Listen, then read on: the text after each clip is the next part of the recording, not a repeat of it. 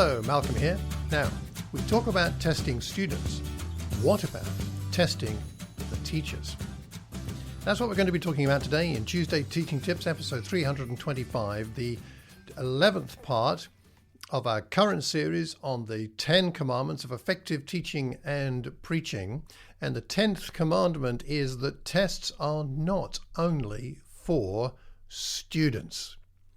What we're dealing with in this series is trying to be effective in our preaching and teaching, just like Paul and Barnabas in Acts chapter 14, where they spoke so effectively that a great number of Jews and Greeks believed. That is my aim. It's yours, isn't it? If you're a preacher or a teacher, not just to teach what is true, but to teach in a way that is effective, has an effect on the people we're speaking to.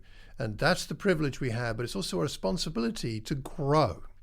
How do we do that? And today I want to talk about the significance of, in a sense, testing the teachers, not just the students. Now, point of clarification first. Teaching and preaching are dynamic skills, aren't they? They require continuous refinement. I hope you're a better preacher and teacher than you were 20 years ago. I hope I am. And we're never done learning. It takes some humility for a student to learn, and it should take no less humility on the part of us who teach and preach for us to improve in our ability to teach effectively. And to place yourself in a position of learning as a teacher can be a little scary. So don't let that put you off from discovering how you can grow. Your security in God is what matters, not what your students think of you. So with that in mind, I have 12 tips. Yes, it's a lot of tips for one episode, but I'm going to give you all 12 because I think they're all relevant. So I've got 12 tips for teachers to grow.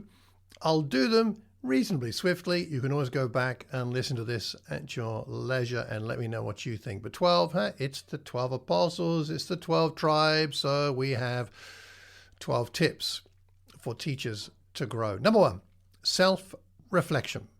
Set aside time regularly to reflect on your teaching practices. Think about your lessons, your interactions with students, your classroom dynamics. Consider what went well and what could have gone better.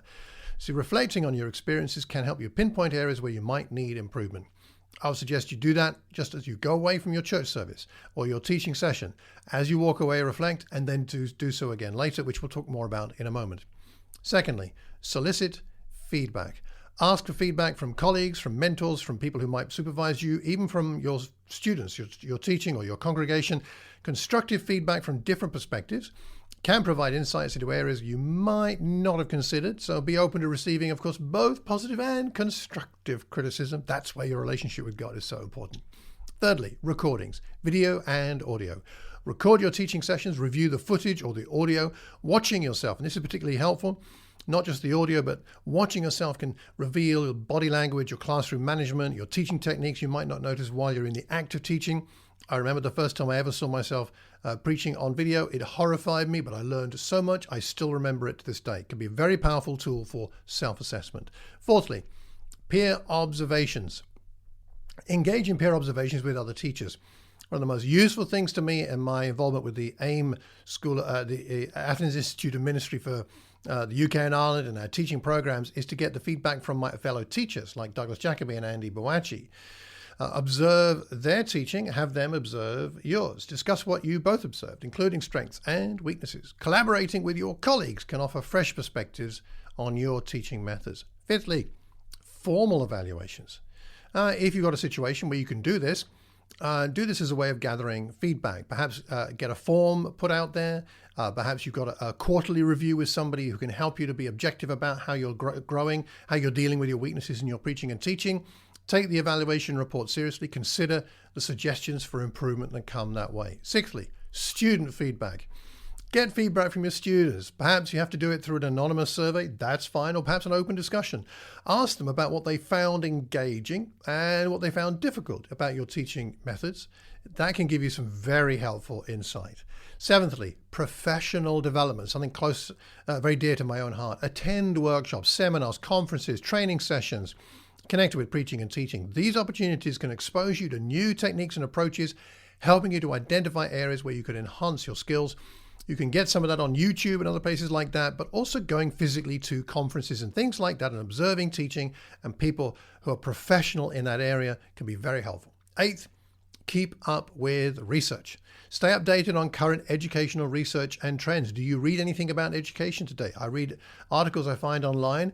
I did a module in Christian education. It's very helpful to me. Stay updated. It'll help you identify gaps in your knowledge, areas where you might not be using the most effective strategies, because teaching is a science to some degree and it is still developing, and we need to be in touch with that. Number 9, set yourself some goals.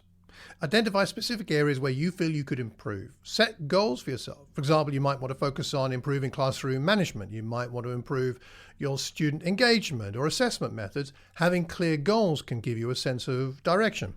Number 10, experiment and reflect. Don't be afraid to try new teaching methods or approaches. Experimenting with different strategies can help you to identify what works best for you and your students and your teaching style, because we're all a bit different. And after trying something new, reflect on its effectiveness, both personally and perhaps with the people involved. Number 11, continuous learning. Cultivate a growth mindset in preaching and teaching. Understand that weaknesses you have and I have, they are opportunities for improvement rather than failures. Failure isn't fatal. We can get back up, we can learn, and we can grow. Approach your weaknesses as areas where you can learn and grow. And number 12, and finally, journaling. This is an interesting idea that I haven't tried. And so I've done some research and this came up and I thought, well, maybe I should try that too. Keep a teaching journal where you document your thoughts, your experiences and insights from your teaching journey. Get out a piece of paper, or perhaps you have a specific journal you could use, and each time you teach, just write down afterwards a few thoughts. That can help you track your progress, and it can identify patterns in your teaching practices. That's number 12. Right, you've had all 12. What do you think of all those? You might want to go back over and think about them a bit more. Remember, just to wrap up here, that assessing weaknesses is a continuous process. Growth takes time. It's not all about what happens in the moment, in next 5 minutes, next 5 days, next 5 months. Be patient with yourself. When I think about what I was like 5 years ago, 10 years ago, 30 years ago, it horrifies me. But that's growth. It should, in a sense, horrify us because we realize we've grown and learned many things. So be patient with yourself. Commit to ongoing improvement. And by the way, don't try all these 12 tips at once. It will be overwhelming. Pick perhaps one that resonates with you, or perhaps one that you've heard other people say to you, ooh, maybe you should try this, or this might be useful. Pick one, implement it, see what you learn, perhaps journal about it, and comment here about what you learn, because we learn best when we're learning in community, and we will learn best from hearing from each other and our journey and our growth in our preaching and teaching effectiveness. Next time, we're going to review the series, so get ready for that. And if you have any thoughts or questions, drop me a line. My email is malcolm@malcolmcox.org. And if you want my free book on spiritual disciplines, then sign up for my newsletter at my website, malcolmcox.org. And if you know anybody that might benefit from this, please pass the link on, subscribe, hit that notification button.